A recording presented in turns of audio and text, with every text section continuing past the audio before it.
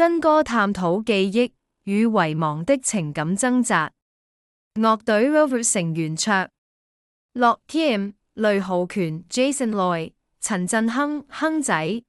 黃希俊推出2025年首支打歌記錄抹殺，歌曲以記憶抹殺為主題，在漫長待與思念之苦，最終選擇徹底刪除回憶的情感。摘 MV 選址基隆海邊懸崖拍攝，壯麗的自然景觀與曲的沉重主題相互呼應，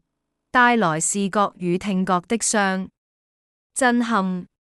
記錄抹殺由 Rover 作曲，著名填詞人 T-Rex 操刀歌詞，記憶抹殺為核心，講述一段逝去的感情如何成難以擺脫的負擔。歌詞中反覆提及刪除記憶抹痕跡，表達了主角在回憶與遺忘之間的掙扎與苦。Kim 說：呢首記錄抹殺係我哋同 T-Rex 一齊傾出嚟號數，關於一個古羅馬的酷刑，叫做隨憶詛咒。等佢了之後，就抹殺一個人生前嘅記錄，代入我哋呢歌。想講，如果忘記唔到一個人嘅時候，其實係等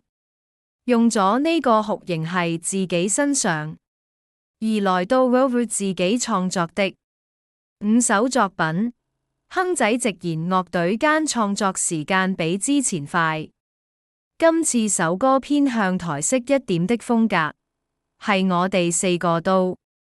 想嘗試嘅類型。加上我哋都用咗1年時間磨合，讓創作旋律，所以創作上都順利。為什麼 MV 選址台拍攝？希俊說：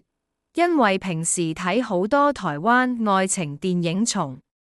獲得啟發，覺得台灣的風景、演員同台灣嘅拍攝法都好適合今次首歌拍 MV 的地點。而導演則揀選基隆海邊懸崖取景，想以壯闊的海景與陡峭的崖象徵情感的起伏與無常，但由於要落懸崖，令只戰戰兢兢。Jason 說：呢個地方應該大家都冇去過的，去係好斜，旁邊已經係海，中間有一部分係要行條梯，重點係我哋有好多器材，可能驚我哋危險。One Crew 堅持唔俾我哋拎，而今次 Rover 4子因工作關係只參與了部分畫面，主要由台灣演員飾演男女主。故事取材自日本特殊職業夜逃屋，專門幫助人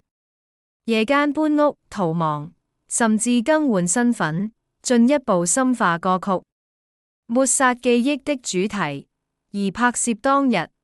亨仔更因要趕返